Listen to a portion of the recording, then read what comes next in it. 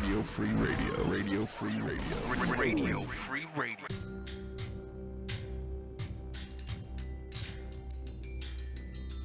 What is reality? Reality is what we believe to be true about the nature of our surroundings. But how do we come to decide that true nature? Do we conceive it completely on our own? Or do other devices gently sway our thoughts onto a pre-decided path? This is the hard question we must all ask ourselves as free humans on this planet.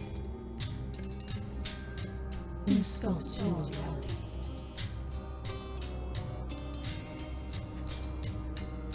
Reality.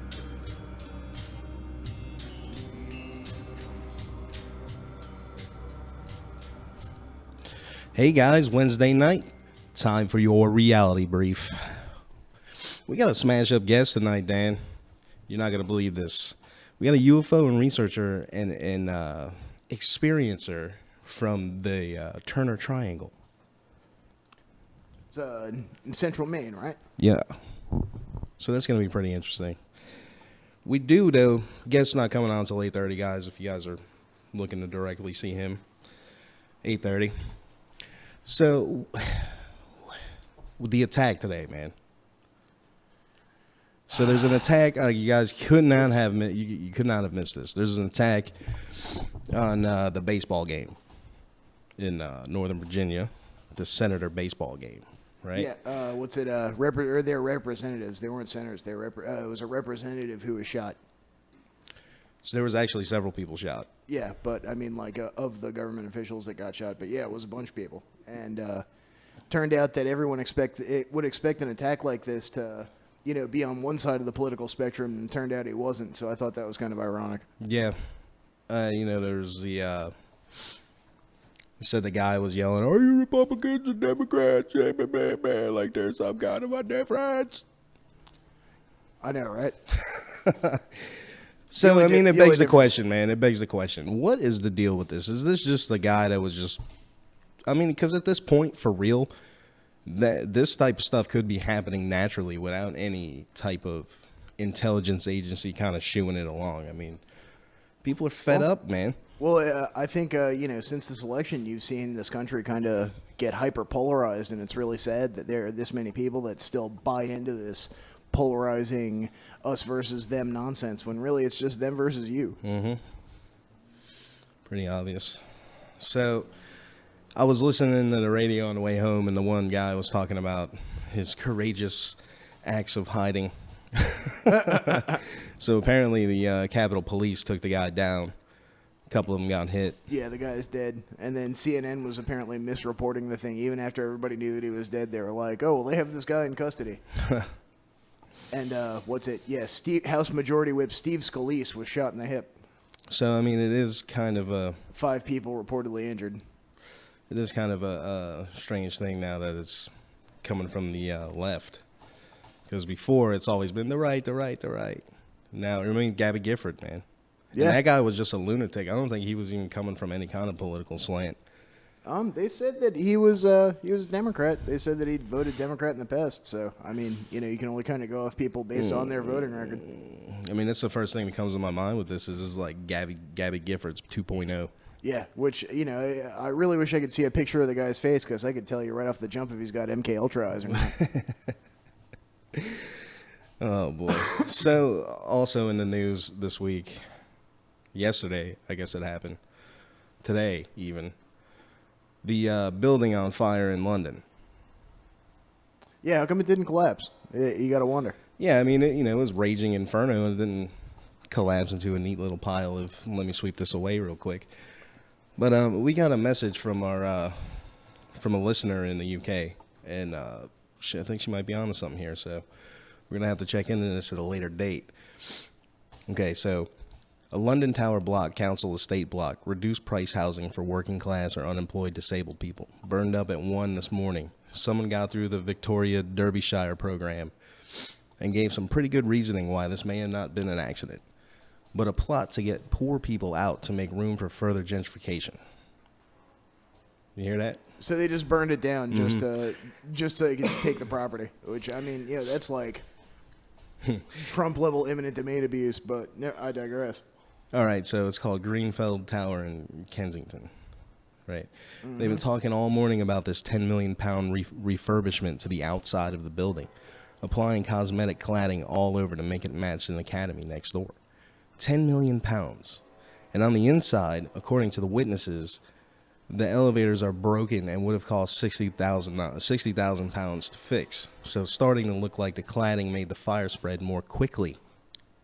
So they they decorated this building to gentrify it, you know what I mean, to make it match the school next door, and it actually accelerated the fire. She said, City of Virginia Beach likes this. so I haven't verified the elevator issue. It was a witness quote. In case of fire signs in the building, advise that if there's a fire not affecting your own flat, close all doors and windows. Roll up a wet towel and put it under your door. And wait for your doom. Oh my God, man. Do they really advise them people to roll up? That sounds like, remember the chemical attack stuff? It seems like a very British approach. Keep calm and carry on.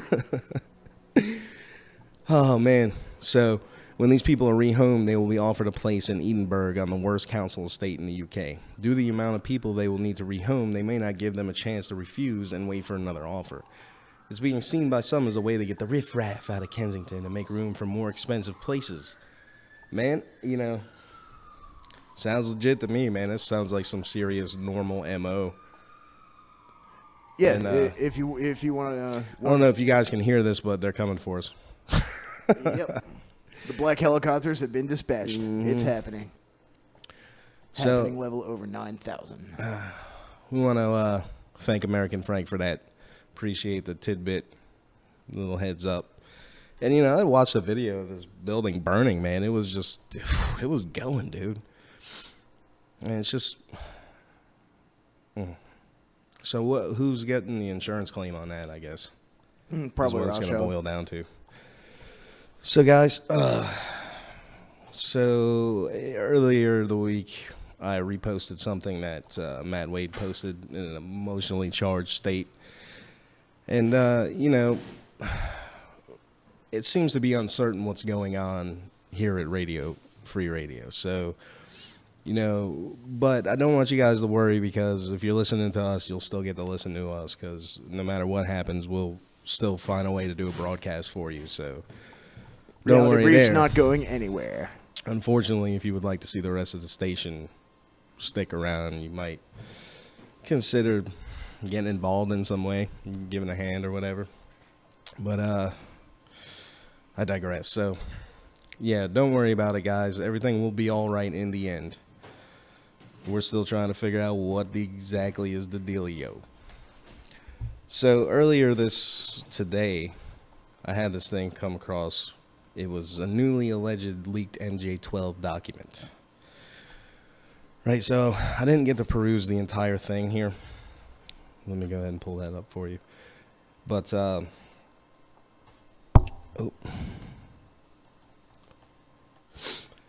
So this is a briefing put together for Bush 1, right? This is his briefing on MJ12. And in here, it gives a history of MJ12, a breakdown of Roswell, and also a breakdown of another crash in Aztec. I couldn't make out the type. It's kind of smudgy. And then they said they got a live alien at the second site at the second crash in 48, and they have transcriptions of an interrogation in there. So it's pretty interesting. Now, this came from Heather Wade from Midnight in the Desert, and I really don't know how she got a hold of it or what, but I do know it's in the process of being authenticated. By who, I don't know. Is it really authentic? The thing with this, for me, I think, is it's for Bush 1, right? So Bush 1 was head of the CIA in the 76, 77, something like that, yeah, 75 maybe. Late 70s. You would think he would already know about this. You think they would have the director of the CIA compartmentalized out of MJ12? Well, actually, I think that's very possible. Well, the thing about you know it how is, the president's not the president. What if the director of the CIA is not really the director of the CIA? I mean, I understand that, but also in here they give a list of clearance identifications. It says from MJ12 where it came from that this is ultra top secret, and then it gives a list like Navy intelligence, CIA, NSA, and all the different classifications in each particular branch of the intelligence apparatus. So, I mean, it was floating around in the company. You know what I mean? Now, MJ12, according to this document, is a separate entity under the control, direct control, and only the control of the president, put in place by an executive order by Eisenhower, a secret executive order. Makes sense. According to this document. Now, whether it's real or not, I don't know. If you want to check it out, hop on over to the Reality Brief Exopolitics and Conspiracy Facebook group. It's in there somewhere. Or you could do a search for Heather Wade, Midnight in the Desert. That's supposedly where this originated from. So, you know, I'm not saying it's authentic, but it's definitely interesting and worth taking a look at. You got anything on that, Dave? Nope, not really. So what's on the news, man? Well, let's see. We've got quite a few things this week. Let's see. The articles on hacking the human brain from Wall Street Journal. Check it out. And we talk about a lot of transhumanist themes on this show a lot. The possibility of, you know, using technology to rise above the limitations of our biology. And I thought this was pretty cool. A Future of Everything, a hardware update for the human brain. This is by Christopher Mims from Wall Street Journal talking about, you know, it's funny because we played all these cyberpunk role-playing games growing up, like Shadowrun and whatnot, and, you know, Cyberpunk 2020. And now it's looking more and more like this stuff is going to really be an everyday thing. The article leads off with, Emily Borgard has a computer inside her skull, but you wouldn't know it to look at her. A small bump behind her left ear. The only external evidence of her implant is partially covered by a tuft of hair that's still growing from the last time she had the batteries charged. Before Bogard received a brain implant, she was having as many 400 spikes of seizure-like activity a day, along with multiple seizures. This unrelenting storm of abnormal neural activity turned her teenage years into a semi-conscious nightmare. She couldn't drive a car, attend classes, or even be left alone for more than half an hour. People were finding me on the floor, finding me walking around the small college town we lived in, confused and not knowing what was going on, she said. In 2011, at the age of 19, Borgard underwent a radical surgical procedure for drug-resistant epilepsy. Surgeons cut into her skull and implanted a small, self-contained computer that resembles a Zippo lighter in the hippocampus area of her brain. The implant uses a pair of long, hair-thin electrodes to listen for irregular neural activity, which it regulates with a series of pulses. Every 2 days, Borgard holds a small electronic device over her implant, which transmits data to a laptop and then on to NeuroPace, the Mountain View, California company behind the Responsive Neurostimulation System, or RNS, in her head. Her doctor reviews the data to continually assess and adjust her treatment. So, you know, you could argue that the first implants were like peg legs. You know what I mean? Like, that was the beginning of the transhuman movement, was peg legs and hooks for hands. And, you know, now we have real cyborgs like Dick Cheney, and, you know, then you even have people like this who are programmable, debuggable machines. Yeah. Well, it's not human, man. Well, it's not. It's superhuman almost. If you think about it, this is the beginning. I mean, so then again, it's definitely transhuman. It begs the question: we're getting this now. How many people? This article. How many even poor mentions, souls? How many poor souls had this stuck in their head? You know, without unwillingly, a choice. Yeah, without a choice, like forced upon them by, you know. Well, the article even mentions our buddies. The largest contributor to neurotech has been DARPA, the research arm of the Department of Defense, which has a long record of pushing scientists and engineers to achieve the seemingly impossible. Wow, that's like saying that DARPA has pushed scientists and engineers to achieve the impossible is like saying that Ted Bundy pushed his girlfriends to achieve levels of romance that they thought impossible. You know what I mean? That's like, it's kind of like saying that, you know, Jeffrey Dahmer brought his friends to levels of culinary excellence. Like these So are mad at what you mean. no, there's something matter with me. There's something matter with those people at DARPA. I mean, so this goes directly to what we were talking about last week. I'm not with the one implants and chaining body people up hacking in big and, Nero tanks. you know, making this cool and edgy and trying to get people hooked on convenience. It's not going to be much longer, man. It really isn't. This is the new reality, man. Well, I was watching. There's this series that came out recently called Year Million, and it's it's one of those future what if kind of shows, and they talk about what's the world going to be like a million years from now, or not necessarily a million years, but the far future. You know what I mean? Right. And they're already predicting the death of privacy as we know it. At some point you'll live your entire life wired up in the Matrix, and everybody will be able to read your thoughts with direct telepathy. So there'll be no hiding anything from anyone. Now, the one that you were reading was a hardware update for the human brain, right? Yeah. Okay, so we got this other one here. And this is brain-computer interfaces are coming. Consensual telepathy, anyone? So this one goes on to outline different companies and working with it. And, interestingly enough, Facebook is on there. And what they want to do is make it to where you can just think to your cell phone, and then it types out what you're thinking. What was it, like 300 words a minute or something? That's crazy. Namely because half of the time I'm typing on Facebook, I'm actually consciously trying to decide, here's what I really want to say, and here's how I'm going to phrase it diplomatically. To me, the frightening thing about this is you won't be able to be around anyone with a cell phone without it constantly reading your thoughts and feeding it to something. Wow. You walk past a computer. So what It happened? just read your thoughts. You were thinking dirty thoughts. You know what I mean? Like, or Yeah, whatever. exactly. Man. You're like, God. Fuck with the system. Eat some mushrooms. Oh my God, dude. This. Yeah, what happens if somebody's tripping balls and it tries to read their thoughts? I wonder if it would create like a feedback loop in it.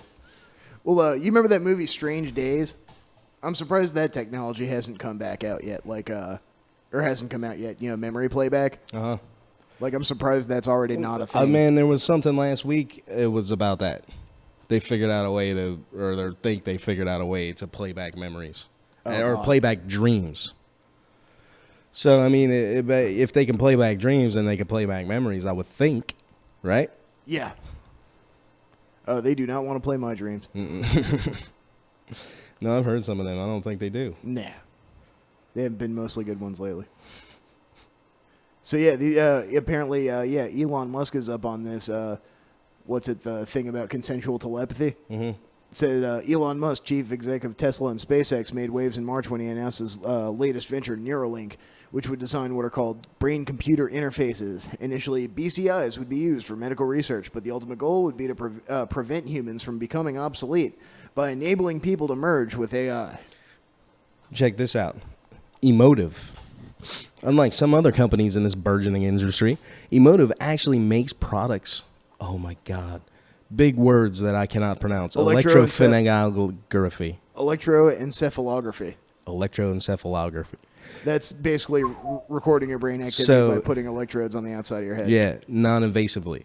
So here's the beginning of the walking by the cell phone reading your brain. Mm-hmm. So the Facebook thing, they're talking about a neural, implant or whatever. An actual neural. This is like Bluetooth thoughts right here.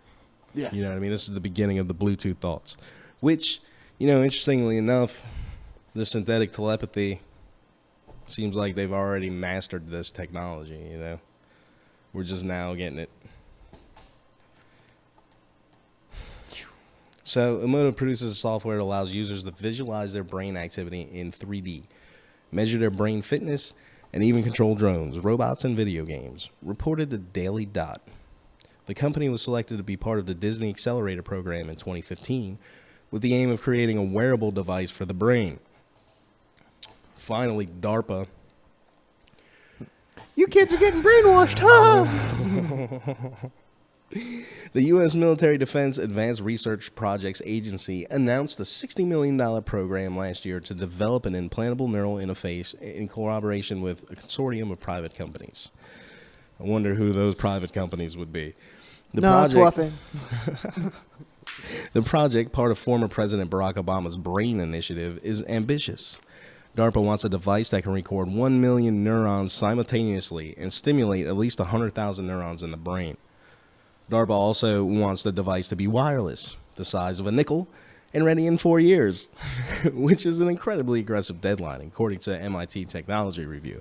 So what that means is they're going to walk over there and they're going to hand them, this is how you do it, get it ready in 4 years. Well, I mean, it takes a while to back engineer Draco Tech, so what do you want?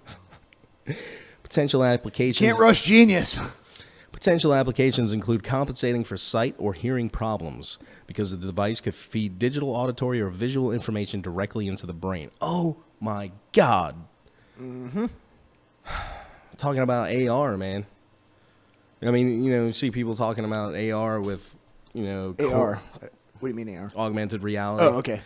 With, lenses over their eyes. Yeah, like Google Glass. You don't even need that if you get it right into your brain. Yeah, you can skip all that. The exact technological approach is unclear at this stage, but the project has some heft of major engineering giants such as Qualcomm behind it. Oh, boy. Qualcomm basically makes the processors for like 90% of the cell phones on the planet. Oh. They make them for Android. They make them for Apple. They make them for everybody else. I don't like it. Yeah, Qualcomm's one of those like big companies that's sort of immune to the market going one way or the other because it's got game on both sides of the market. So yeah. But hopefully, if you're going to be a robot slave at some point in the future, then at least they can extend it. We have this other news article. Study AI can predict lifespan of parents by looking at organs. Adelaide, Australia. Scientists from the University of Adelaide have created an AI program that can predict a person's lifespan just by looking at images of their organs. It probably doesn't want to see mine, or at least my lungs. The research recently published by the journal Scientific Reports saw the scientists use an AI program to analyze medical images of 48 patients' chests, accurately measuring whether or not they'd die in the next 5 years with a 69% accuracy.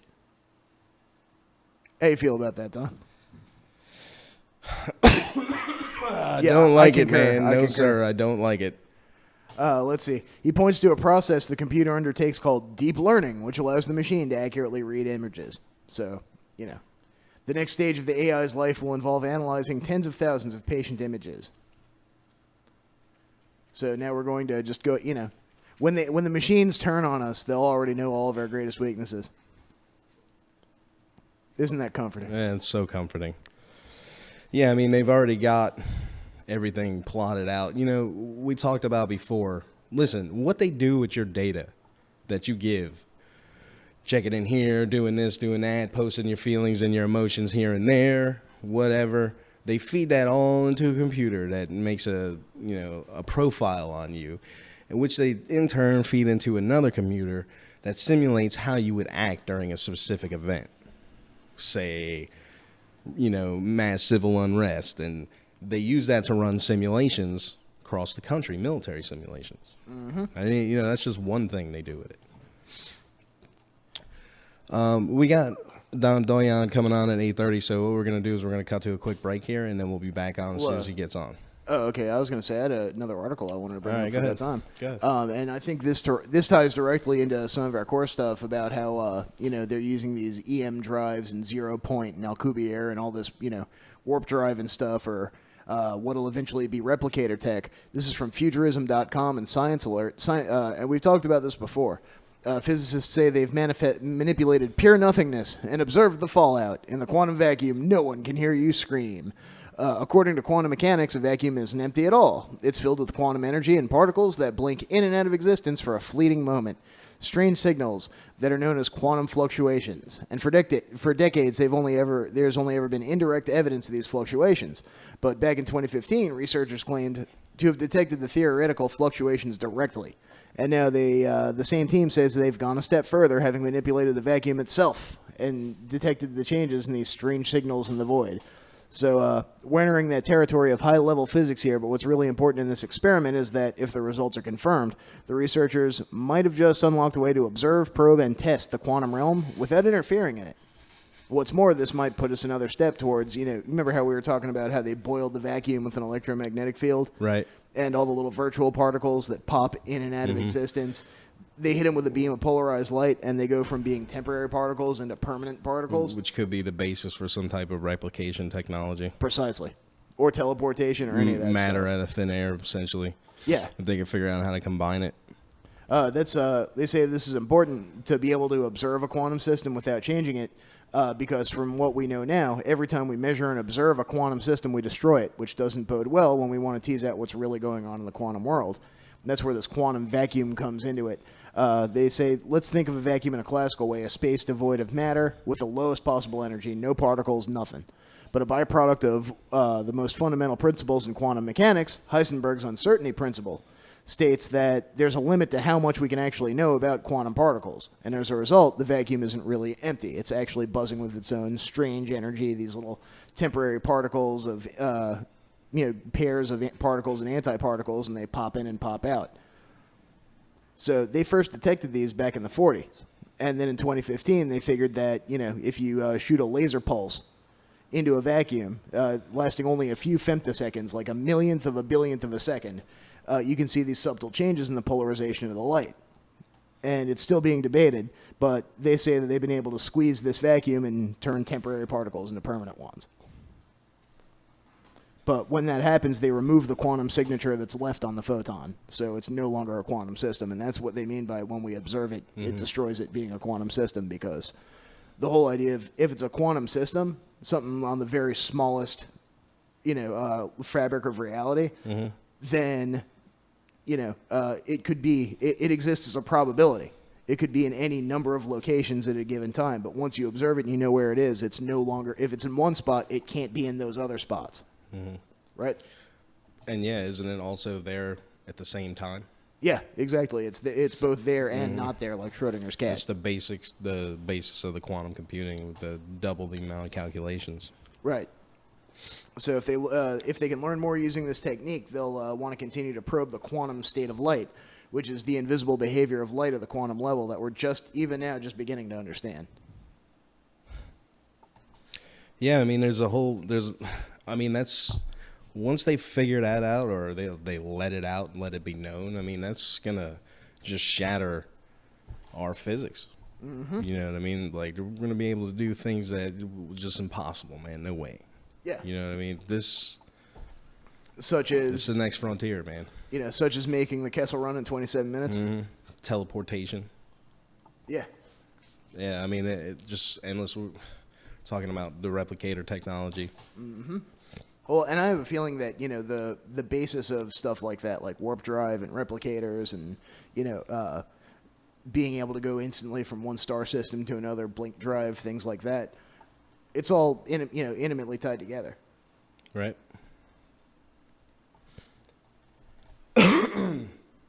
Is that all on it? Yeah, pretty much.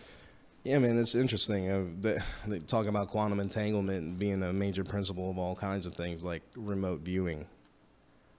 Like, how come you can, you know what I mean? Like, well, if speak by location. Well, they say that this entire reality is a three-dimensional hologram projected out of a four-dimensional reality, and if that's the case, you should be able to access somewhere the data for everything that exists in this reality should be encased in that hologram's programming, right? Right. So that's your Akashic Records right there. Well, right now I want to welcome Don Doyon onto the show. Don, you there? I am. Hey, buddy, how you doing? Tonight? Great. How's it going? Pretty good. Thanks for coming on. I thought you're welcome, and I thank you for giving me this opportunity to share a journey. Before I start, I just want to send out thoughts and prayers to the family and victims of today's tragedy down in your state. It's sad that we have to be seeing this type of activity. Yeah, I mean, it's absolutely become the new norm. Now, I would like to say, though, that being down here in Hampton Roads, we typically don't have a whole lot to do with Northern Virginia, and typically kind of wish D.C. would annex them. But, yeah, it is absolutely terrible. Yeah, terrible tragedy.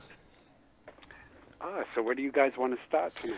Well, I figured maybe we could start out if you want to tell us a little bit about yourself, like maybe what you do for a living and how you got involved in to what interest you, will turn your interest in the UFOs.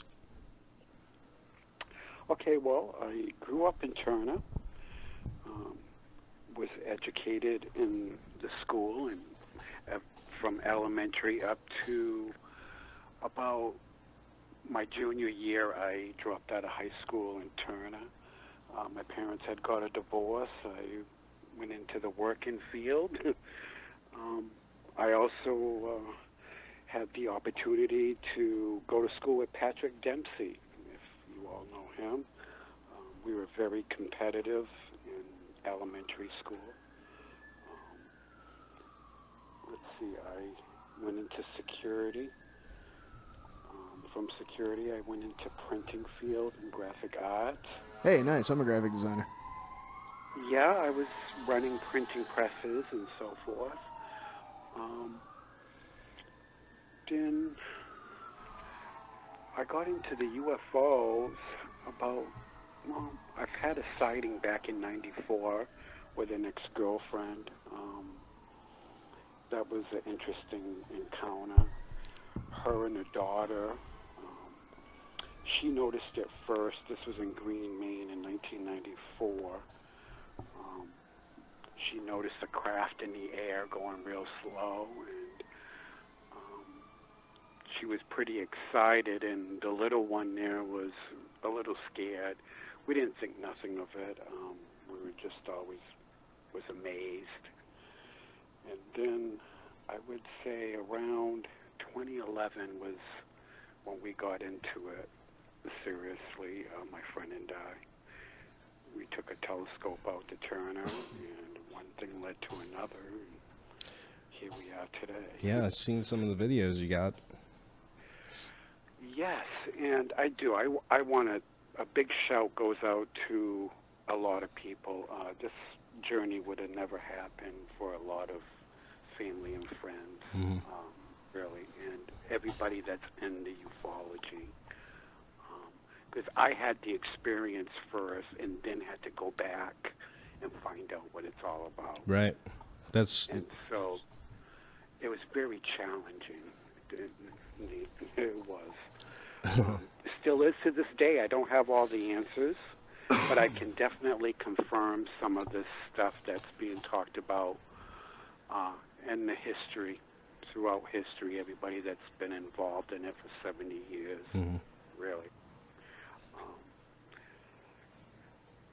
So do you want to start off on any of the sightings? Well, so you said you started you had an experience in the 90s which put you towards investigating this type of thing.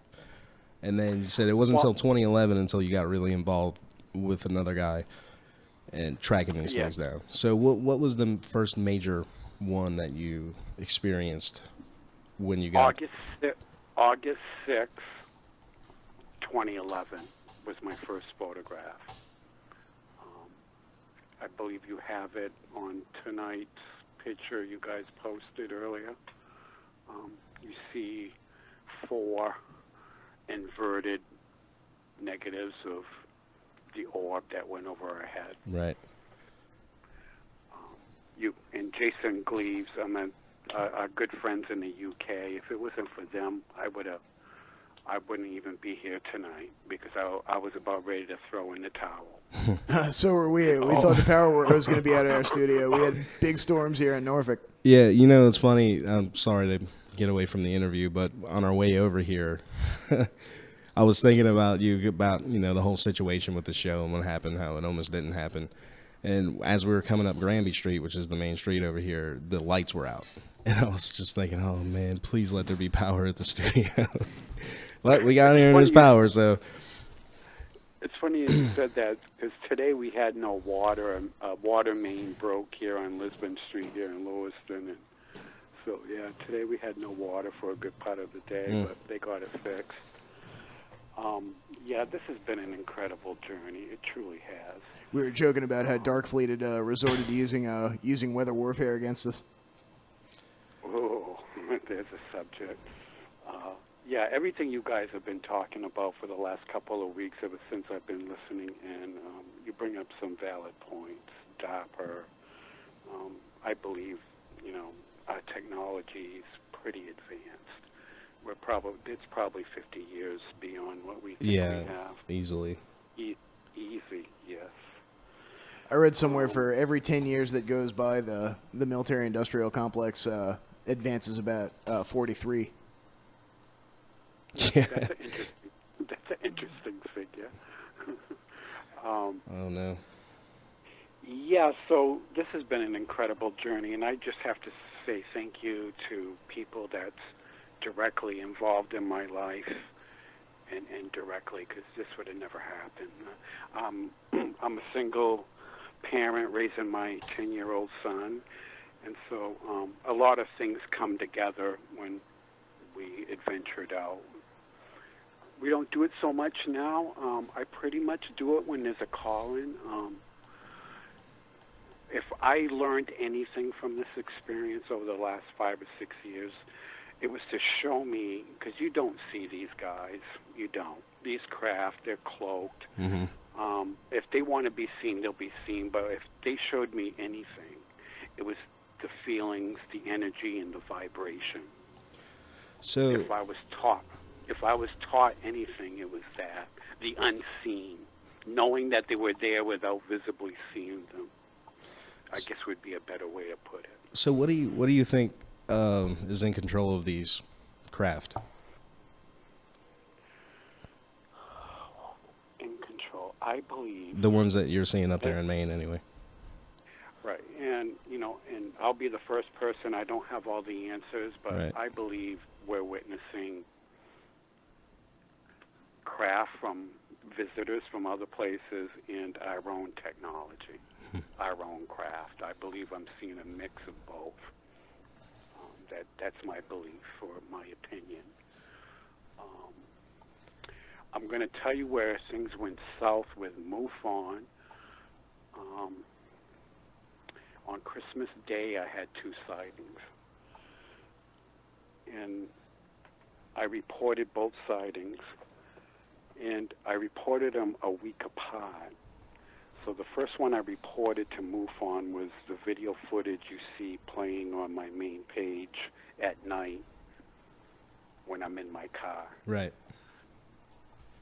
The other footage, or photograph, I waited a week to report it to MUFON, and this is when I got resistance, and me and the lady that represents Maine here for MUFON, we went at it a little bit, and that was the photograph that looks, they say is a motorcycle, and I disagree.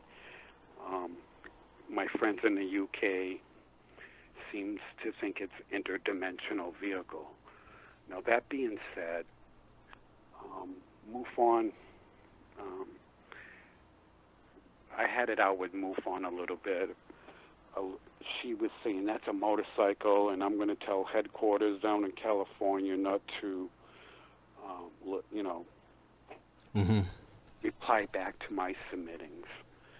And sure enough, to this day, with my last report to MUFON with the cigar-shaped craft, they never replied back. Now, I have personally called headquarters in California and asked them to look into it, but nothing has been said ever since. So I just let it go. What else can I do, right? So was that Christmas event the next major one after the first one with the orbs? The orbs. No, the orbs was, that was after, I believe. I have to look. Like I said, I've had so many events. Right. The orbs were in April, if I recall, right? I don't know if you're at that. Yeah, I'm actually looking at the page. Yeah, I'm now. trying to. Actually, I'm about to pull it up. I think I've got it here. Just was having some problem with the video. Photos initially. dated January 18, or August 6, 2011. I've got one. I got some orbs Yes, here from August April. 6, 2011 was the very first one. That Okay. was the orb that flew over our head. Yeah, it's funny you said that. That's my first report to MUFON. And she had said, this is when I knew things was a little strange, because she started the conversation, in a real polite manner. Yeah, there's been many sightings in Turner Leeds and Green, but we think that we're not really sure what that is. That could be a telephone light, a telephone pole light, or something of that nature. And I said, well, I'm sorry to tell you, but there's no telephone poles with lights in Green, Maine. And I said, my buddy has a video of it, and my picture came out better than the video. Mm-hmm. Somebody else posted a picture. I noticed the character named Wilbur Allen has posted a picture, and it looks like there's almost something in the sky for size comparison, like maybe a star or Venus or something behind this orb. Behind this orb? Yeah, like it's a big clear picture of the orb, and then you can see something in the sky sort of behind it. Mm-hmm. Interesting. Yeah, I follow his work. He has very interesting photographs. I like what he puts out there. But this orb was like maybe 2,000 feet above, if less Right. than How that. big do you think it was? If you had to take a wild guess, how big do you think it was dimension-wise? I'll tell you what, this was so bright, and I mean bright. My buddy couldn't even penetrate it like my photograph did. He tried, and he had a better camera than I did. That photograph was taken with an 8-megapixel Kodak, easy share Kodak back then. But it was huge. It was, but it was so bright. That was the amazing thing. It was just bright, and it was just a constant light. It didn't Slowly pulsate going or up. anything? Did not pulsate. It was going from west to east. It was about 4:47 a.m. in the morning. All right. It was amazing. It was truly amazing. Also, with these orbs, and another interesting thing to take note of, on our adventures and our encounters over the years, there were times, and me and my friend were just reminiscing about this, there were times that our energy was drained. Either my friend, our energy was so drained we would be in bed for a few days, and I shit you not. If he didn't experience, I did. And we were in a sleep mode where we were so tired we couldn't get out of bed. And then I experienced the opposite with the cigar-shaped craft. Mm-hmm. I was up for the vibration, my vibration or whatever, my energy was max. I was up for 2 to 3 days. And towards the third day, I tried to drink just to go into a drinking mode so I could get some rest. Really, I don't know what that's all about. I do. But I truly don't have all the answers. But it was like a vibrational state. We felt energy, but yet there were times where we lost energy. That's interesting. And he said it was a draining effect with the orbs and a like a stimulating effect with the cigar shape. When we were playing around with the orbs, or we got photographs of orbs with a beautiful picture of the moon that night on April 20th, I believe, 2016. Yeah, we were drained. Maybe the spirit world, whatever we were, associating ourselves with our entity, it drained us. It did.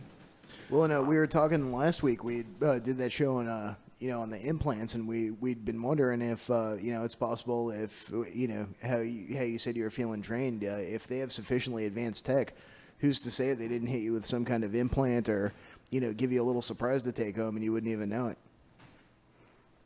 You bring up a very interesting point there.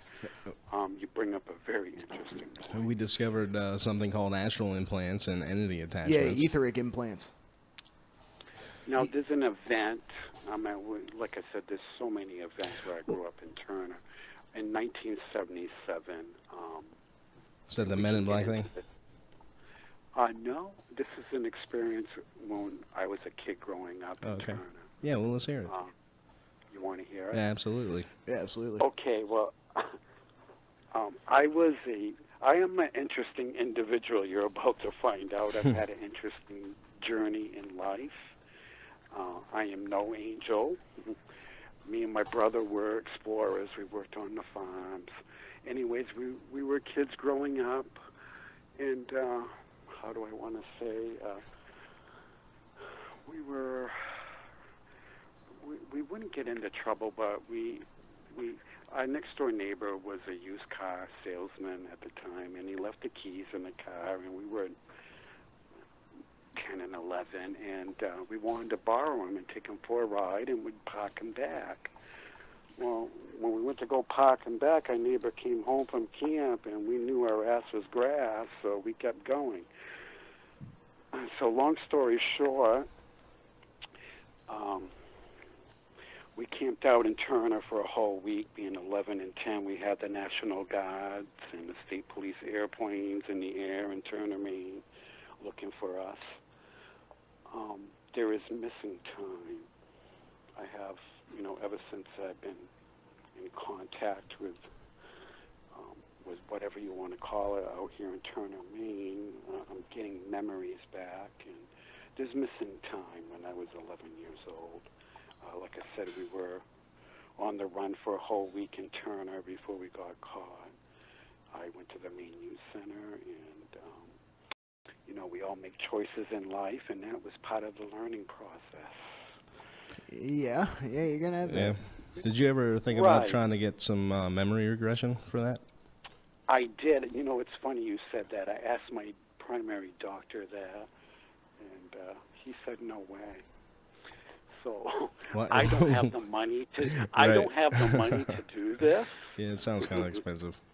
Well, you never know. We might have, if you connect with some of the other individuals that have been part of our show, you might find somebody who's willing to point you in the right direction. Mm-hmm.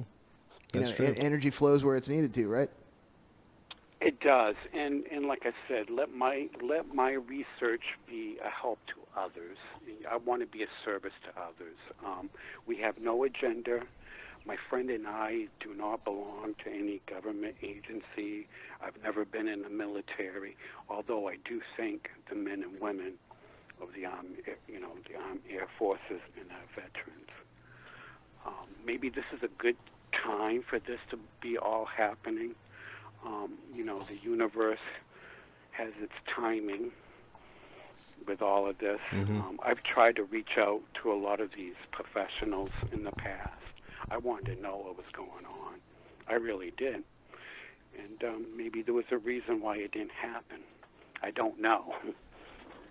But they can't say I didn't try. I did try to get a hold of Stephen Greer. I wanted to know what I was going through, what I was experiencing.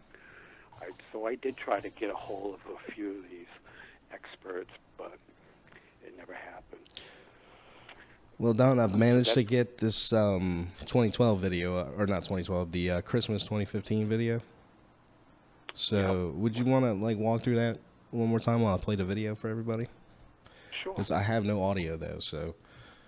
You have no audio? Not on the video, unfortunately. Okay. So, essentially, you guys can see it up there. So how did you, what, these lights, now obviously this is what we're talking about, this pattern of lights that kind of seems to come and go. Is that? Yes. All right, so, were you just driving down the road and saw that, or you guys were out actively? Christmas Day, we were out in Turner. It was a beautiful day. It was 65 degrees, Christmas Day. We started our adventure around, I would say, 12 or 1 o'clock in the afternoon. Took a few photographs. We could feel the energy. We were ready to pack it up. Something told me to go down Lower Street, and I did. I go with my instincts now. Mm-hmm. And I did. My camera was on charge. We're lucky we even have this footage right now, because right after that craft goes by, my camera dies. This is how synchronicity works, I guess. But yeah, that was the last video footage I got. those lights on the ground, I knew right away. It's like you're in a.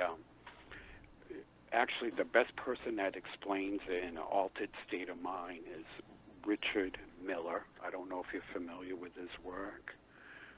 I posted a video recently, but Alan Richard Miller definitely holds a lot of the keys to what I'm actually need answers to.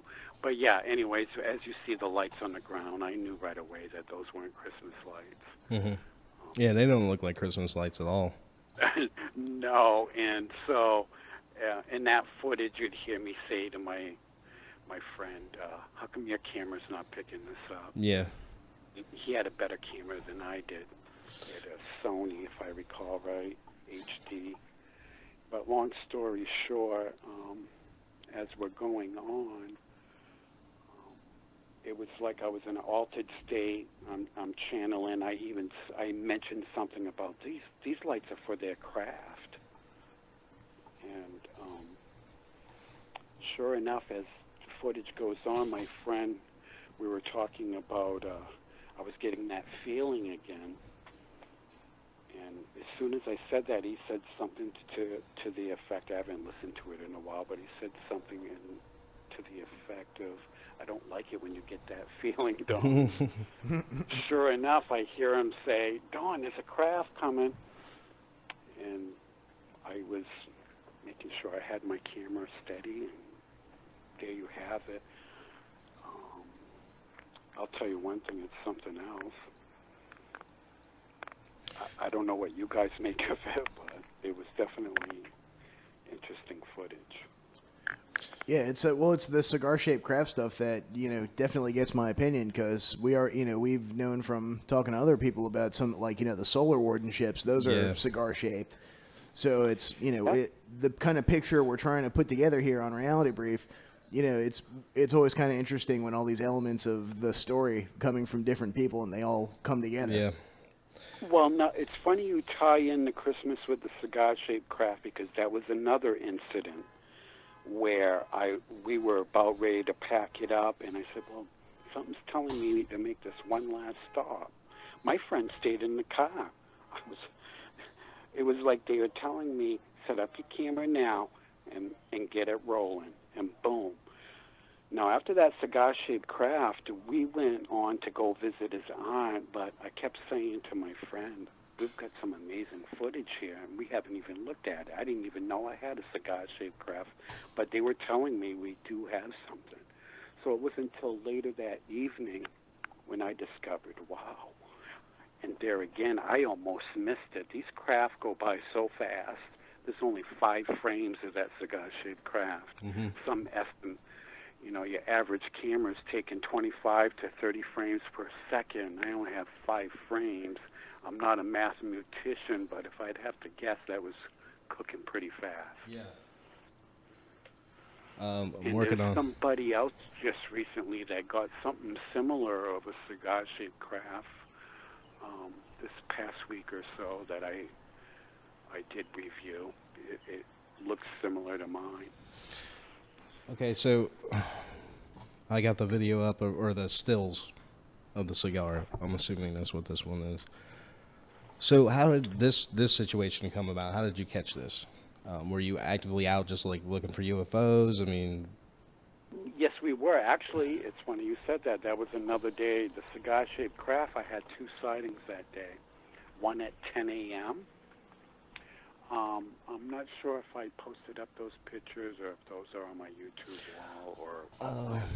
I think I got this off of your Facebook, the Turner Leeds Facebook page. Mm-hmm. It's just a video of the stills. Well, on that September 30th, we had 2 sightings. One at 10 a.m. My friend and I, we went out adventuring to Turner, and then we had to come back into town for an errand for my friend, and then we went back out there at around 2 p.m. in Turner, and that's when we got the cigar-shaped craft as well. So I had 2 sightings on September 30th. Now, do you have a way of detecting when they're going to appear, or, some people talk about being able to consciously interact with them, kind of like telepathically. Like the whole greer Yeah, thing it's in the all desert. secret in the city now. I believe that Ingo Swann was onto something. But you don't have any experience with that.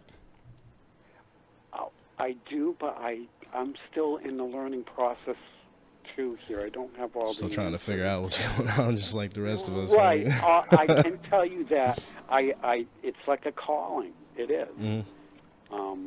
I go out there when I don't plan these adventures no more. I call up my friend. Sometimes I have a 12-hour notice, sometimes a 24, but no more than that. I don't even like to use the cell phone. I don't even like devices when I go out there. Right. There was an incident that happened right after we had the Shadow Man footage. Yeah, actually, I just pulled that up. Do you want to tell us about the Shadow Man? Yeah, because that's when things really ranched up. I actually went into a depression mode shortly after that.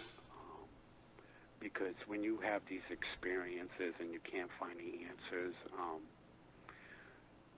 and you're searching, I can only tell you what I've experienced.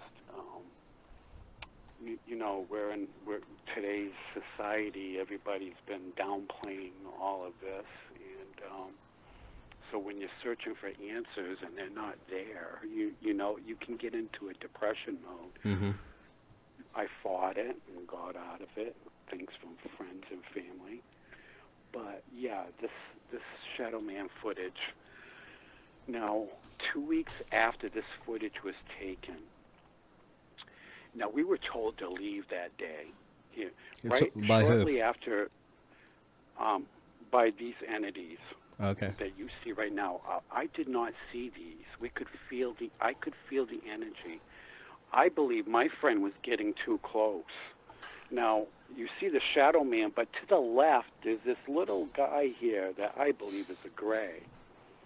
My friend's just going everywhere with the camera, and in one spot, it's not in this footage because she only did a 10-second piece or whatever this is, but in one spot, there's electromagnetic interference. And he was getting real close. Anyways, I was told to leave. We need to leave now. Told us, then we've got to go. That was the message. So did you hear that as a voice? Come back. Go ahead. I'm sorry. Did you hear that as a voice, or was it like an empathic thing? I don't recall, I'm being honest, but I go on my instincts. I was told to leave. Mm-hmm. And come back at another time. So I believe there were two entities that day. You have the Shadow Man running in the background, and over here, which I do have a clearer picture I could send another time, I believe is a gray. He's translucent. And another thing about this footage, the whole thing, is the things in the trees. They're like these little round balls. So there's a lot of interesting things in the full footage. Mm-hmm. But yeah, I was told to leave and come back another day.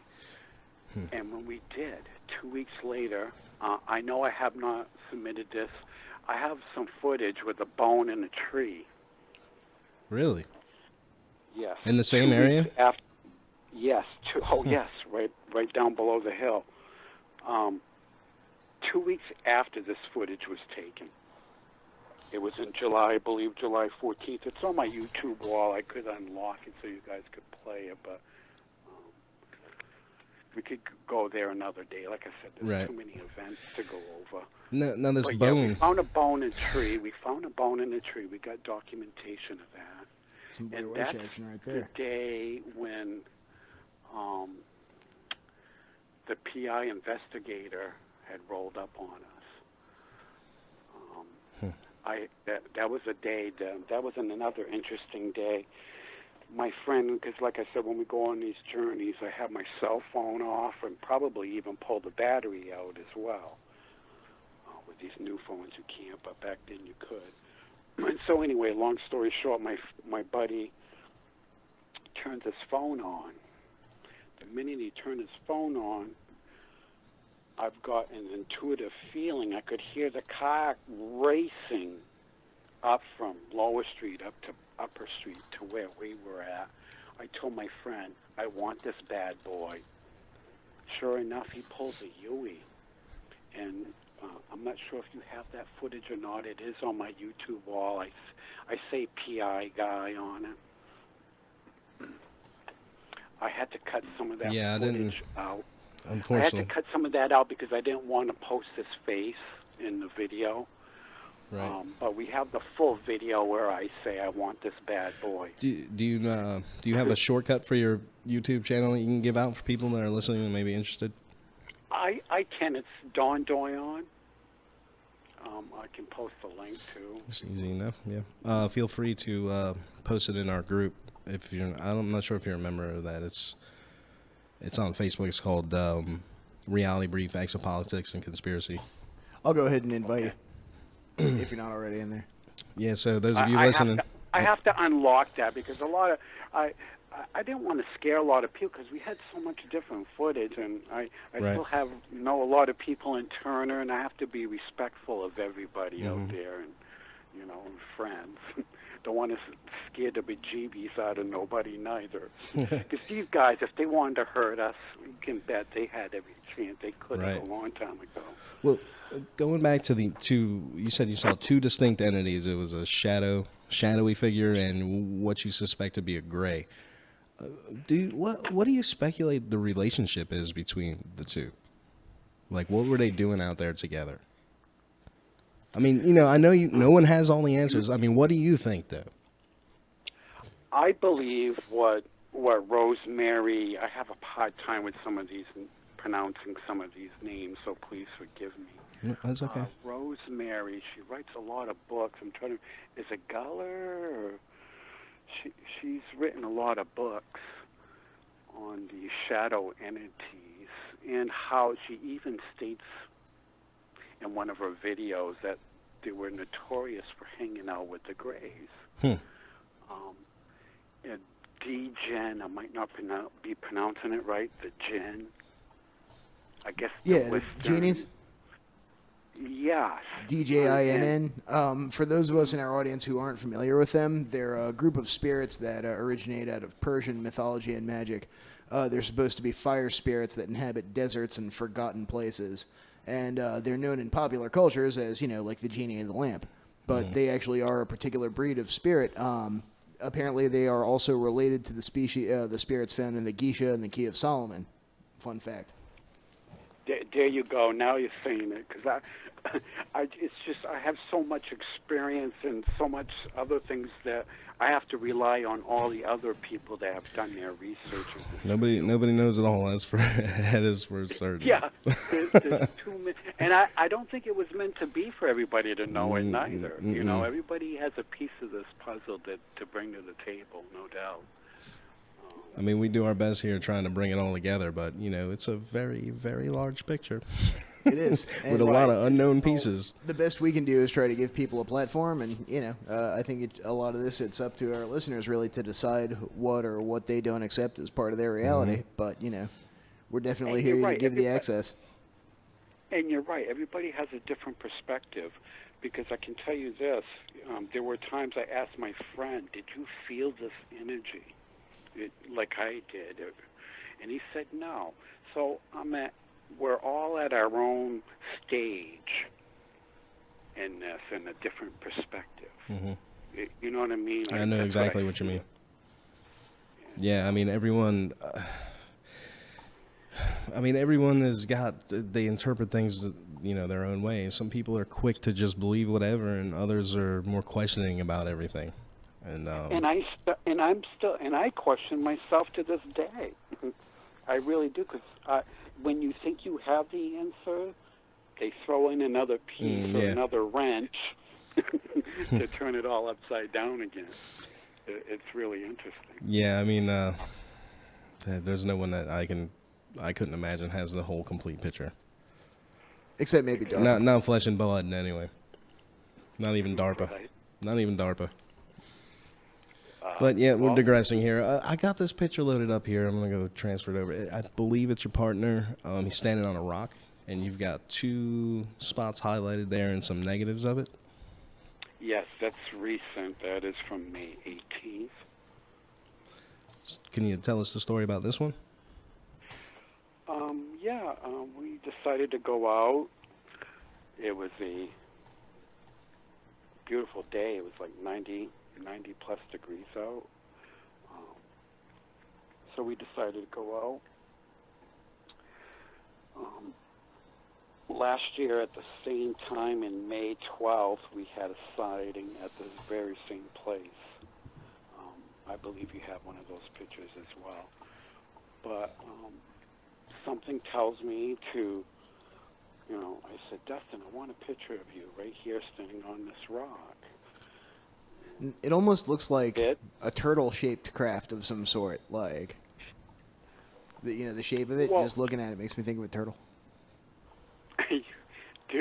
I don't see the turtle, but what I'm really amazed at is the 3 lights in the center. That is where I'm Right. like, It almost looks could be windows. Or a docking bay of some sort. Yeah. Right, but the negative is showing like some sort of engine propulsion or something there, because there's 3 lights. Right. Well, what if that's just part of the ship? What if it's a much bigger craft and it's cloaked? That's very well. You're right. You could look at it so many ways. I mean, it Is almost a could look drone? like, I'm sorry. Is it a drone? Somebody brought that up as a good point.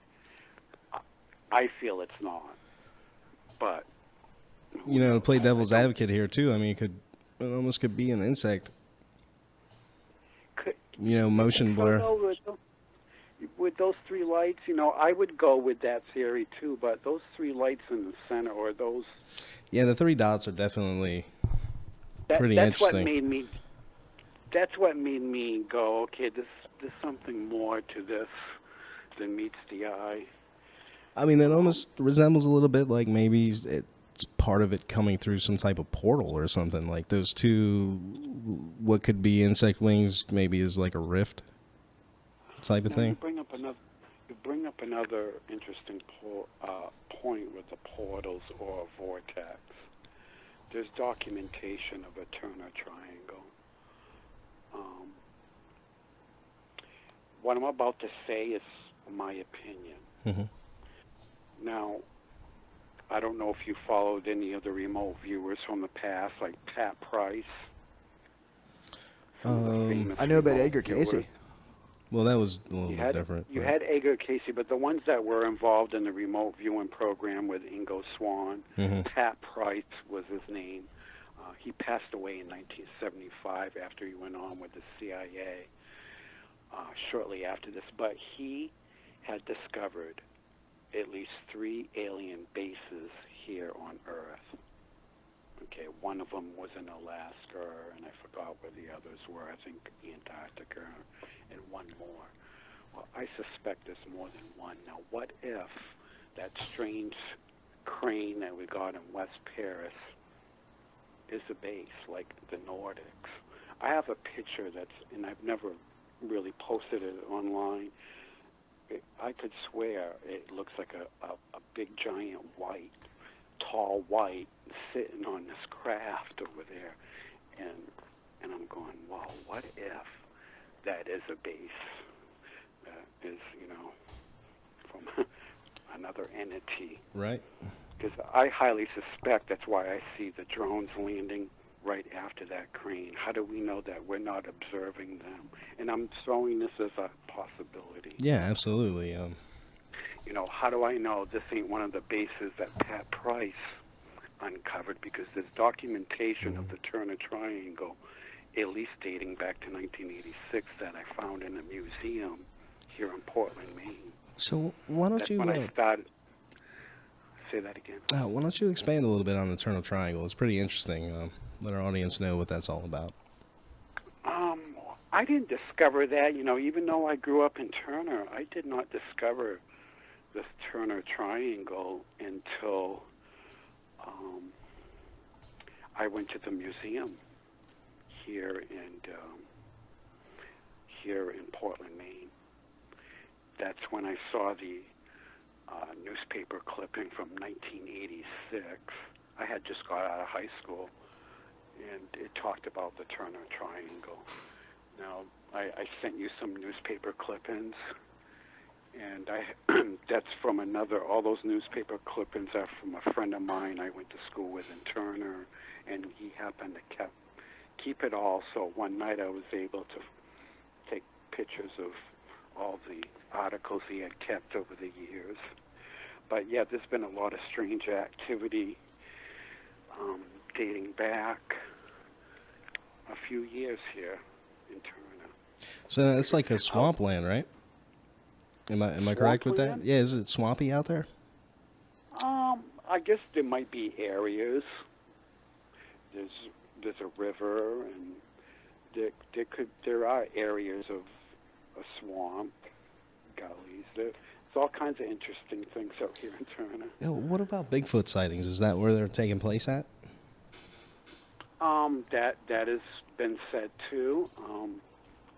That's what actually compelled us to share what we have. That's where we're at today. Right. Because if it wasn't for that airing on TV, and when I heard the kid was getting bullied at school, that was when I started sharing with what I knew. I was going to protect, or at least show evidence that there are some strange anomalies occurring here in Turner. Please be respectful to others who may experience. What happened there? Give us a story on that. The kid was bullied for a Bigfoot sighting? Yes, he had a Bigfoot sighting. He was telling his friends, and from what I hear, or what's in what was on the local news, they said that the teachers and his friends were bullying him. And so that's when he decided to change his story so he could stop being picked on. Right. School. And that's when we decided, my friend and I, or I did, I should say, I can't speak for my friend, because we were keeping this secret. We're even lucky to be alive, and I really mean that. And at the start of all this, I was burning the candle at both ends. Oh, we know a lot about that. Yeah. Back from 2011 till about 2013, working and trying. We wanted to know what was going on out there in Turner. So every time we had a chance on the weekends or the weather providing to, we would go out and explore. And that's where we are today. It's very interesting. I do recommend it. I think everybody should, if they choose to, should experience this. I find it remarkable. I really do. About how common would you say a sighting is out there?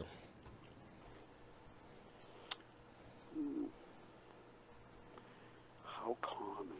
Like, that's why I slowed down. That's why I was hoping that there would be other people to share some sightings out there, because I believe there's a lot of people out there that don't dare to, right.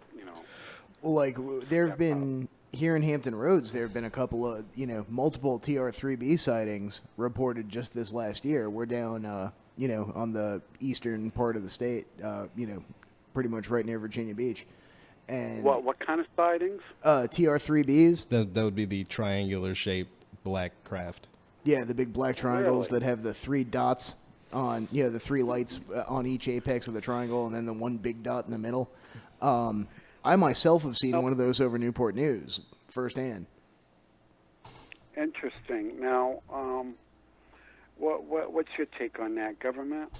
I think so, Yeah, yeah. that seems to be. I mean, we're surrounded by pretty much a military-industrial complex here. We've got shipyard facilities everywhere, NASA Langley. Naval weapon stations. We're surrounded by 16 military bases. Camp Perry, and nobody's even allowed to know what's on Camp Perry. Just that, and then coupled with most of the stories about these black triangular-shaped crafts being, involved with the government in some way. I believe that it's probably government. It's us, black ops from us. Yeah, probably alien reproduction vehicles. Could be ARVs, could be something to do with the secret space program. And that's what I think I captured here at the Christmas footage. Is Mm-hmm. to see, and that's my belief, and I could be wrong. Or it's visitors from other planets. But I do want to say this. I did record my interview with the MUFON investigator who turned out to also work for the Navy. Now, I'm still holding on to the original interview. Maybe down the road I can release that, of the phone call interview I had from the Christmas sighting. I know that if I put that online, people will find it interesting. Yeah, no doubt. They were wanting to know what kind of camera I was using.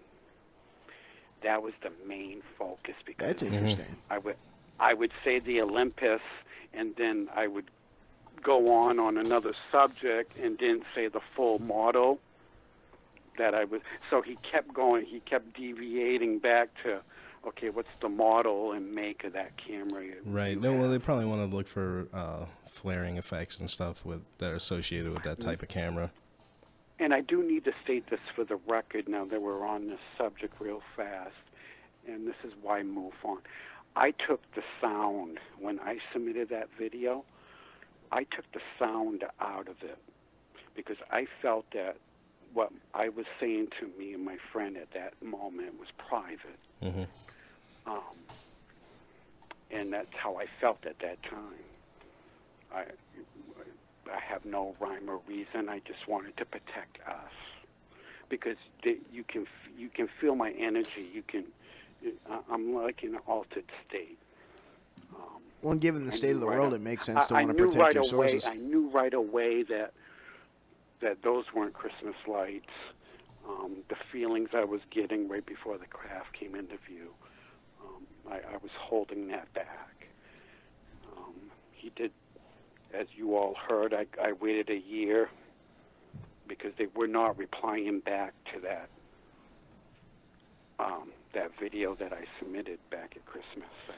I would email him and never get a reply back, so I kept his phone number, and I waited up until this past December to call him, and I posted it online.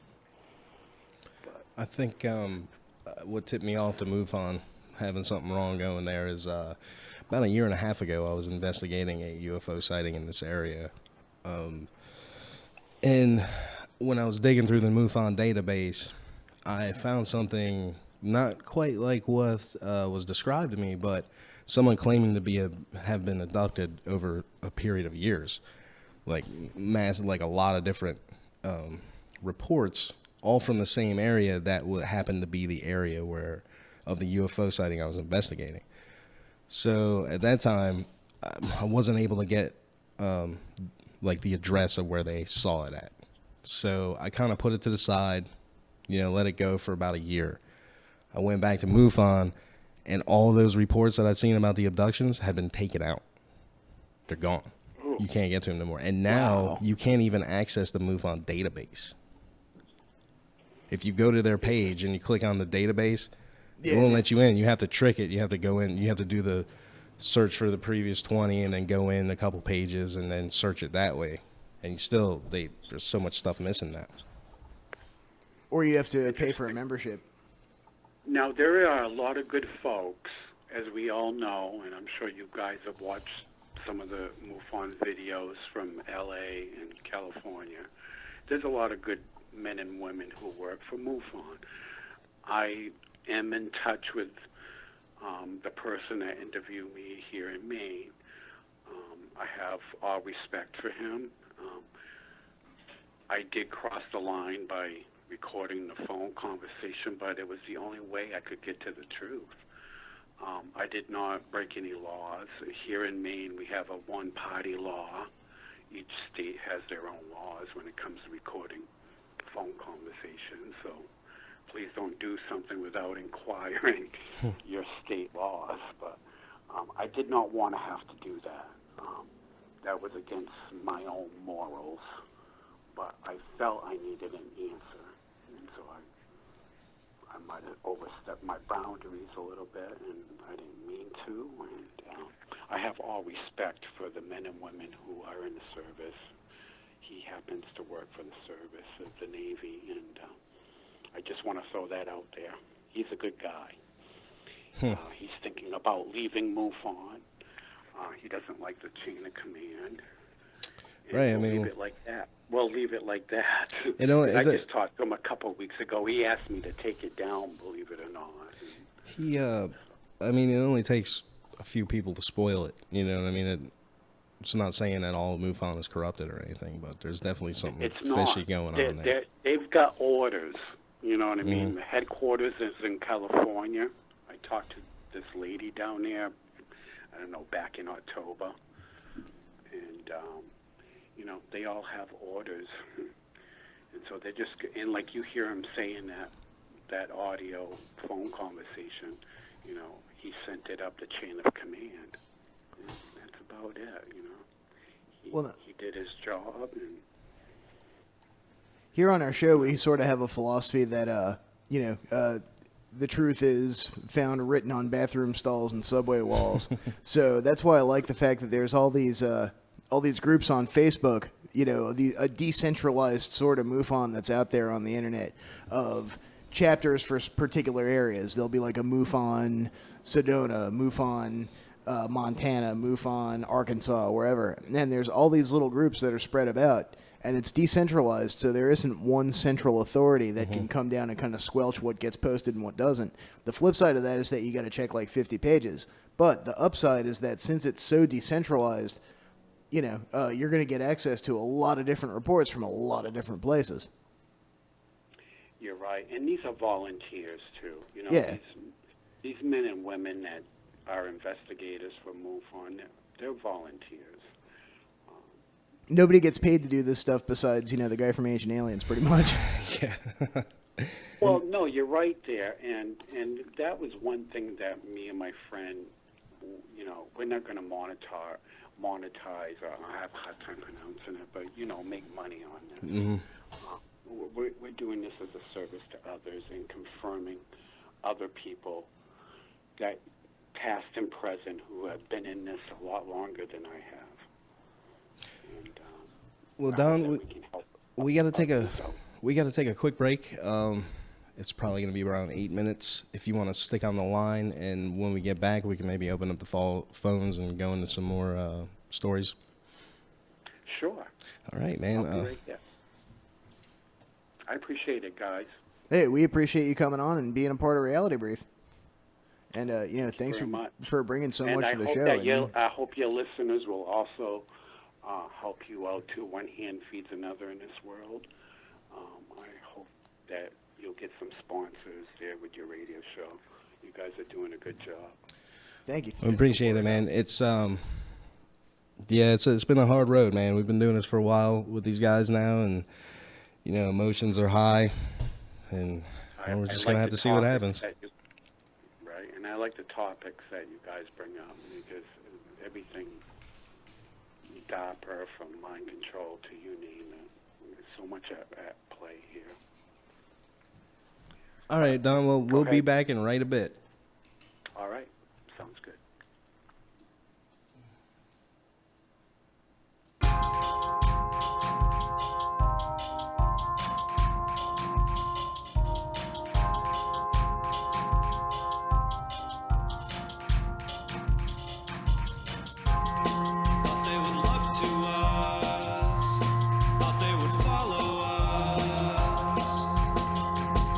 We were wrong.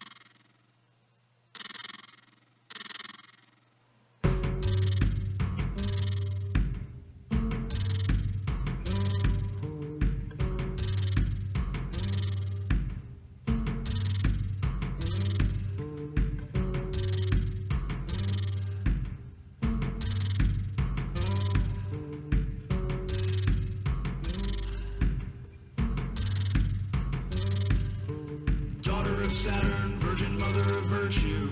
Villainous animals will seek out and hurt you, distort you and twist you and misrepresent you. Your elegant innocence has transformed you into a definite target of manipulations and greedy ravagings that blunder your purity, spoil your seed, shadow you under scrutiny, or hide you entirely from consensus reality. Veritas,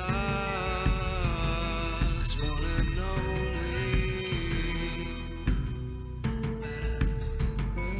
Veritas, our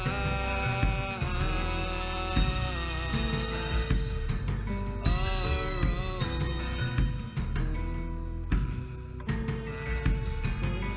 Veritas.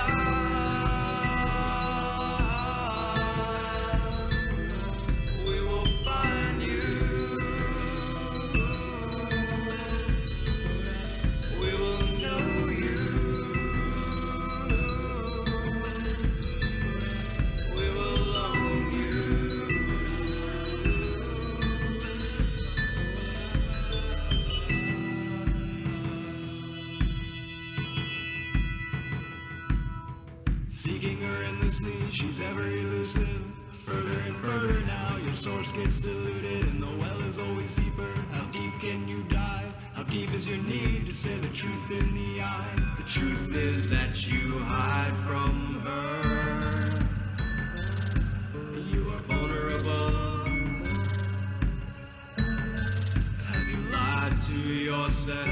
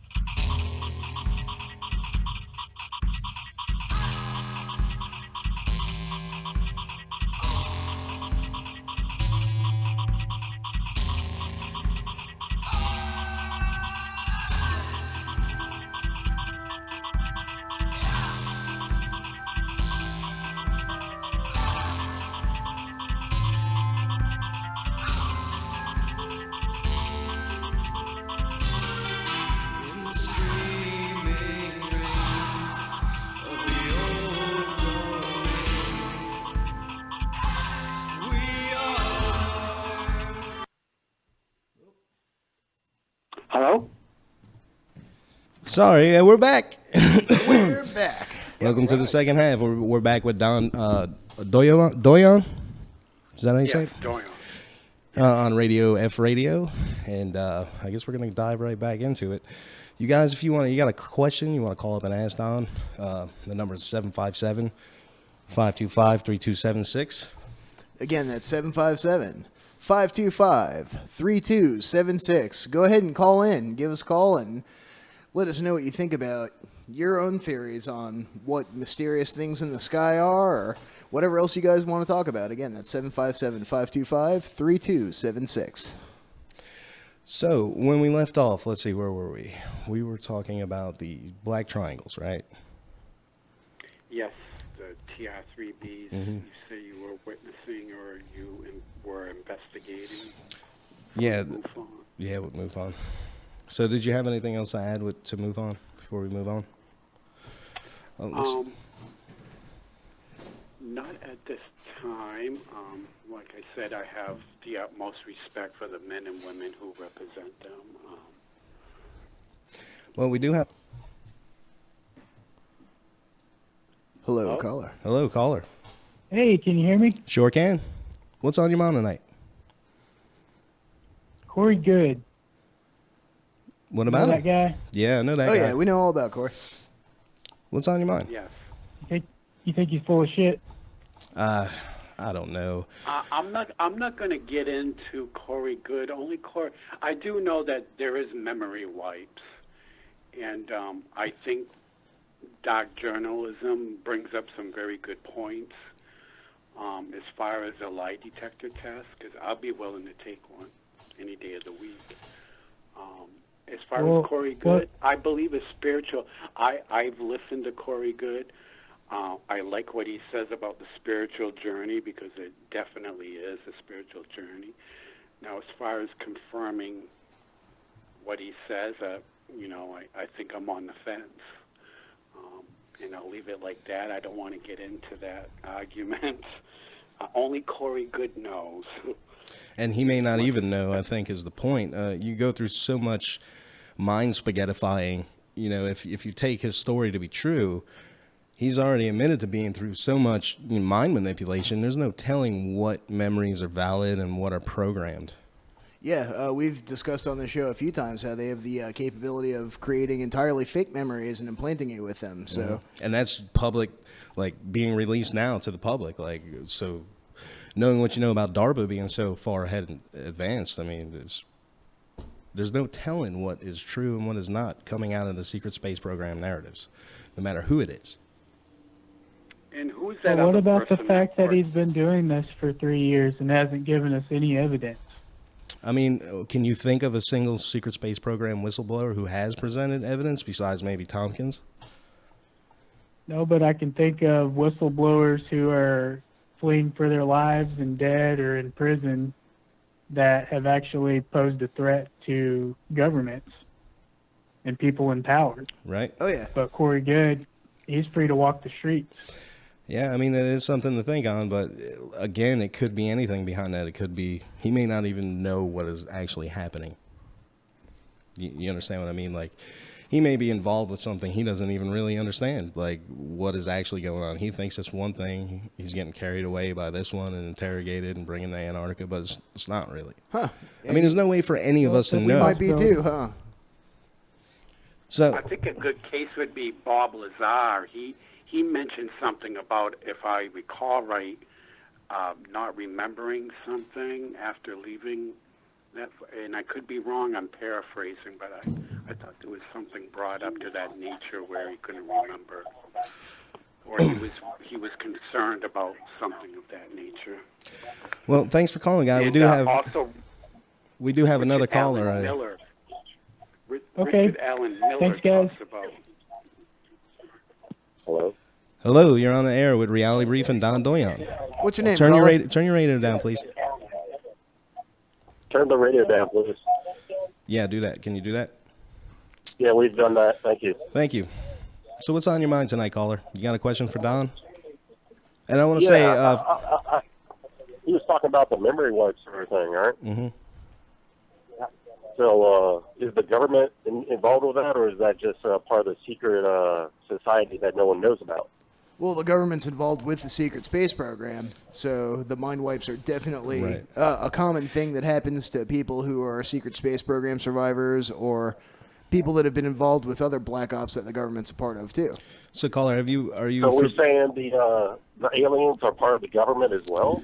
That there's some Are they collusion. hidden within the government? Some people Yes. say that, yes. I believe there's a good chance that they are working with some of these entities are working with them. Yeah. I mean, we've already made like connections to aliens, and now they're in the government, and they could do anything they want. Hell, they can throw you into a cube, hypercube, or out into space, and you would never know. Yeah?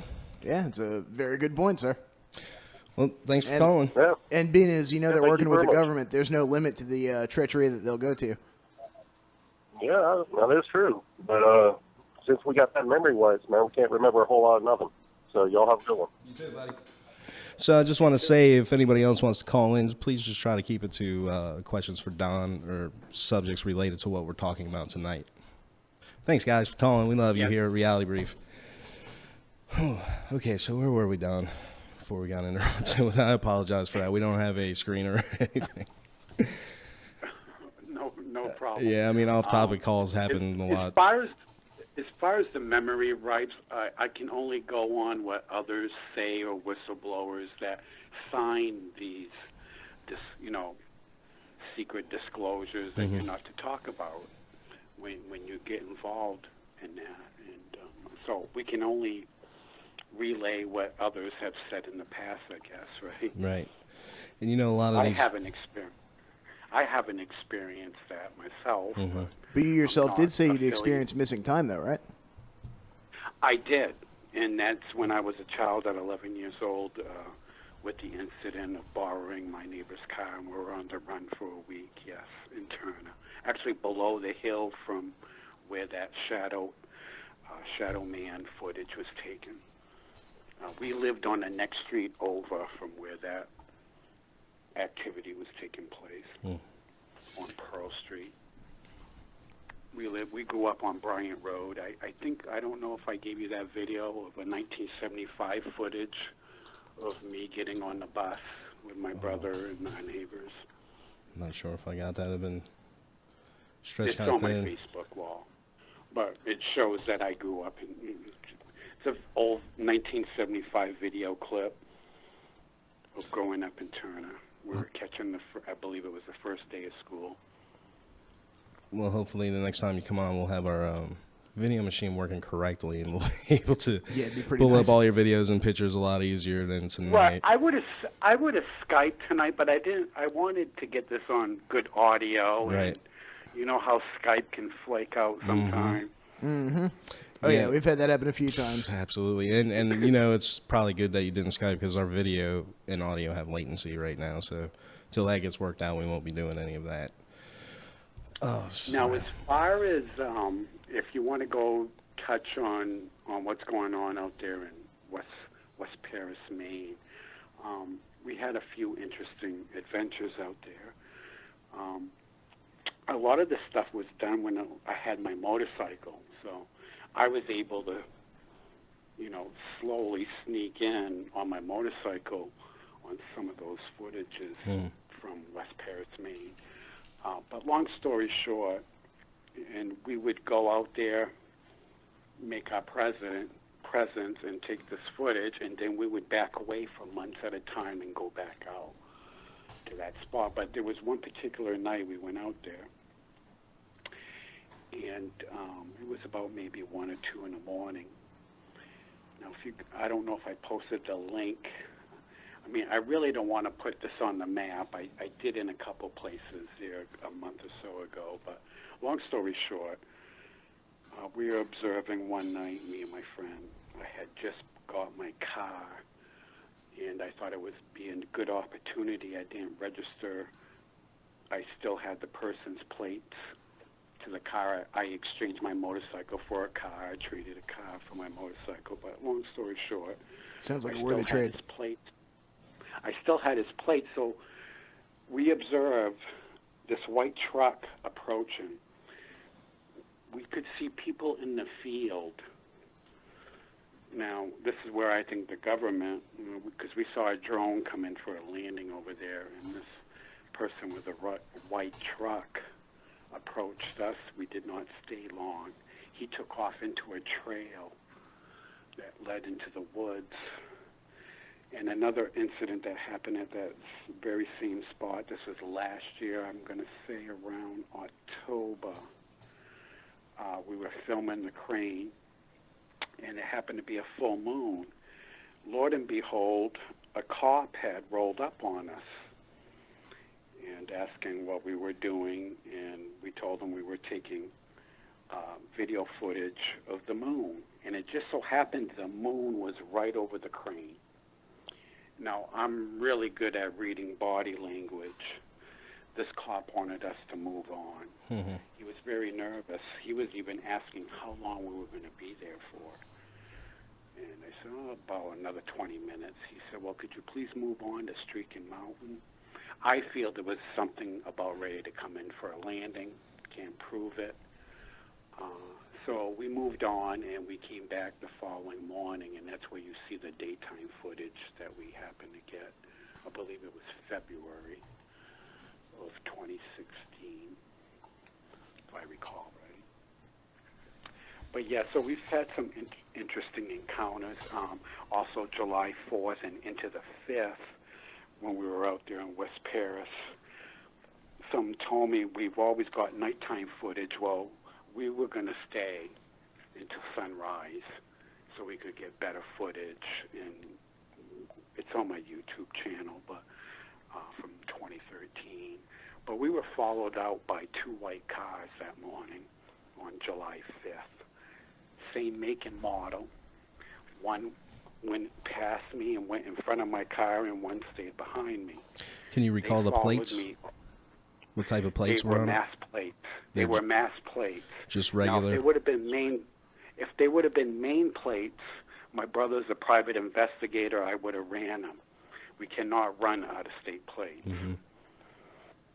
But they were mass plates. Did they look like 2 normal white cars, normal pedestrian 2 plates? White cars, I'm sorry, 2 white cars, same make and model.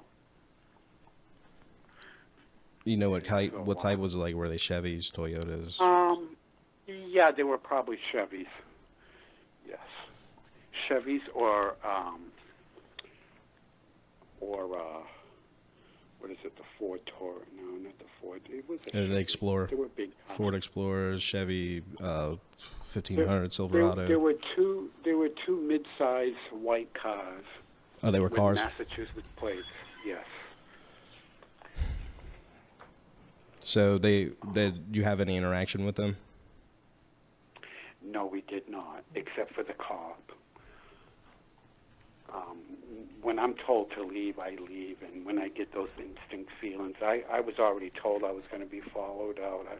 These guys, like, I don't know, I get these messages. It's hard to explain. I go on intuitive feelings, and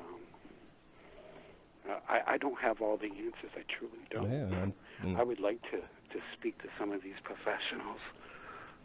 I believe that the people in the remote viewing group know. I believe Major Ed Dames knows. A few others that are affiliated. I do want to touch on a subject that might shed some light. Sure, go ahead. We got about 5 minutes left. 5 minutes left. Yep. All right. So I'm going to touch on a controversial subject, but I'm all truth here. There's something to be said about some of these controlled substances, and there's documentation. 60 Minutes did a segment on it, and it's about Adderall. It's about a stimulant. Now, I did experiment with some of this. I believe it helped me. It helped me focus. It helped me get in tune with these vibrations and frequencies. I believe I've always had this ability, but it gave me an enhancement. I don't need that no more now, but I believe it was part of a learning process. And if you listen to Richard Allen Miller, he mentions that. I believe there's natural ways you can do it. But anyway, long story short, 60 Minutes did an episode on how it's an unfair advantage to some of the college kids that experiment with Adderall or stimulant. And it gives an unfair advantage. Like it's staying up late night studying. They also give it to the fighter pilots that have to do a mission overseas. Doesn't surprise me. I'm going to leave it like that. It's all documented. I believe Richard Allen Miller talks about it. I do believe there are natural or drugs or controlled substances that will help you achieve enhanced level It's almost like cheating, my though. I opinion. mean, That's my opinion. Yeah. What No, works- I what agree works with for you. me won't work for everybody Right. else, right? I agree with you, though. It's almost like cheating, though, I mean, because they say, you're supposed to be able to do that on your own through meditation and stuff. It's like, shortcut. Well, you can, actually. Eat some mushrooms. Yeah. Yeah, I wanted to ask you, Don, what's the single one, since we got about 3 minutes left, what is the single weirdest thing that you've ever seen in the sky? Or the single weirdest UFO thing that has ever come your way as part of your own personal experience? If there was one experience that stood out above everything else. Well, there are drones in the air at night, and I will leave you with this. We can identify they're observing. I don't know. I suspect it's our technology. At night, you can they try to blend in with the stars, and if it's a little windy, you're going to see it self-correct itself. It goes like 3 to 5 feet. Mm-hmm. Very, very small increments. And maybe I have an advantage because I've been in the printing field. I have an eye, but you can spot them. They're a little red solid, like to blend in with the stars, but they're low level. And like I said, if it's a little windy up there, you will see them do small increments at night. Just thought I'd throw that out there. But I believe the best one is the nighttime footage of the Christmas and also 2011 of August 6th when it flew over our heads. I do believe that was a visitor from elsewhere. But that being said, All right, Don. Well, thanks a lot, man. Thanks for coming on the show. We'd love to have you back in the future once we get all our issues straightened out here. In the meantime, if there's anything you ever want to come on our group or our page and post, feel free, because we'd love to have the info. And that's you can check his Facebook page out. It's Turner Leeds, Maine, Central Maine UFO. Yeah, UFO Central, Maine, Turner Leeds, and Green area. And we've also shared a link to Mr. Doyon's page on our Facebook page as well. So feel free to stop on by facebook.com/realitybrief, and you will find a link. And for our dedicated... And anytime you want, and I want to thank you all for having me on your show tonight and sharing this information with the public. Yeah, we can't thank you enough. Anytime you want, it'll be a pleasure. We'll definitely be in contact about that soon. Thanks. Thanks, Don. All right. Have a good night. You guys have a good night, and thank you very much. You too. All right. Bye-bye. So, that concludes this week's episode of Reality Brief. Hope you enjoyed it, guys. We'll be back next week. Same time, same channel. We'll be back. We'll be there. See you guys next week. Thanks for listening.